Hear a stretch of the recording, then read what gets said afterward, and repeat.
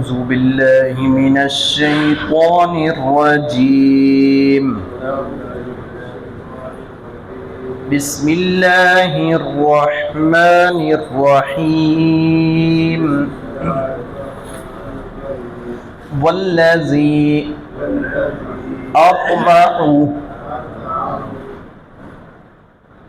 أطمع أن يغفر لي خطيئتي يوم الدين. رب هب لي حكما وألحقني بالصالحين واجعل لي لسان صدق في الآخرين واجعلني من ورثة جنة النعيم. حضرت ابراہیم علیہ السلام نے اپنا عقیدہ واضح کیا کہ اللہ رب العزت ہی مجھے پیدا کرنے والا ہے، وہی مجھے مارے گا اور وہی مجھے کھلاتا ہے، وہی پلاتا ہے، زندگی موت کا وہی مالک ہے، جب میں بیمار ہوتا ہوں وہی مجھے شفا دیتا ہے.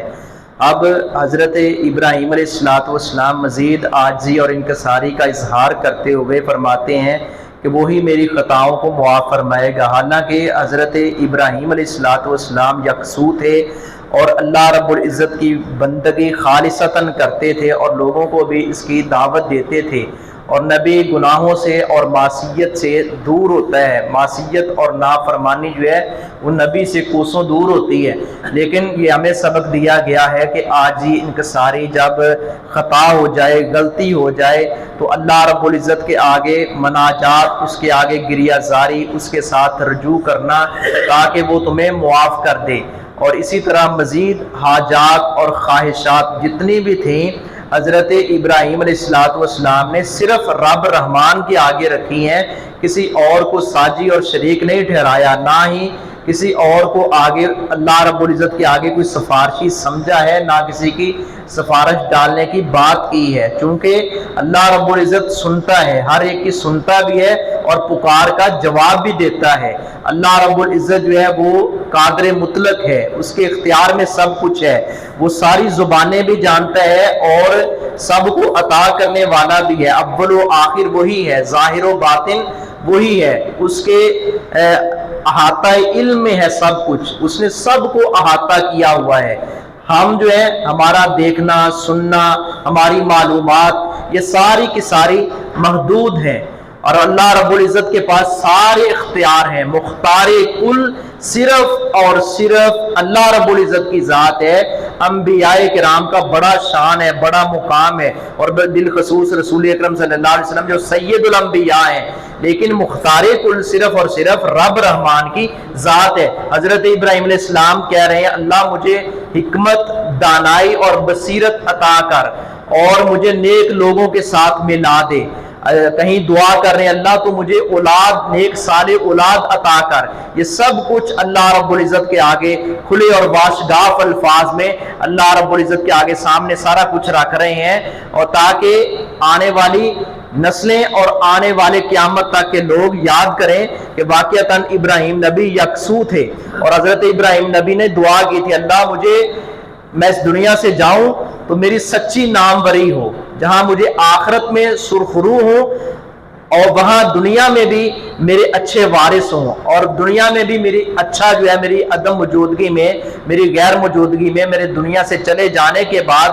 لوگ جو ہے وہ اچھے الفاظ میں تذکرہ کریں. تو یہ اپنا کردار جو ہے وہ بنا کر رکھنا صاف اور شفاف، اور اس کو داغدار ہونے سے بچانا، اور اپنی جو ہے وہ شہرت اچھی بنا کر رکھنا، یہ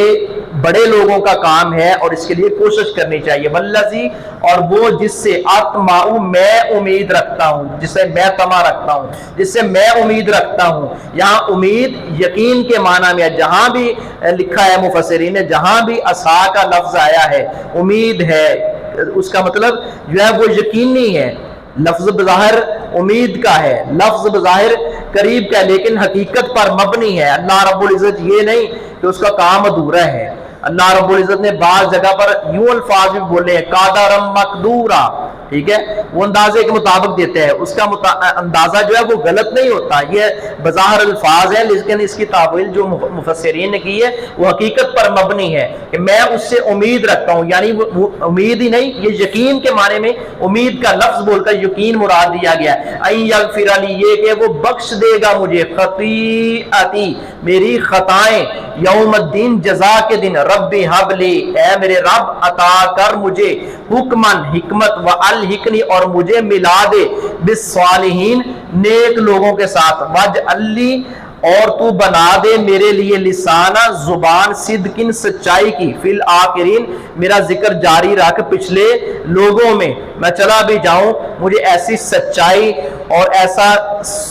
اپنا سچی باتیں کرنے کی، سچا کردار بنانے کی توفیق دے کہ میں دنیا سے چلا بھی جاؤں میرا ذکر پیچھے میرے ہوتا رہے، خیر کے تذکرے ہوتے رہیں، واجعلنی، اور تو بنا دے مجھے، من ورثۃ، وارثوں میں سے، جنت النعیم، نعمتوں والی جنت کے، نعمتوں والی جنت کا مجھے وارث بنا دے، وما علیہ الا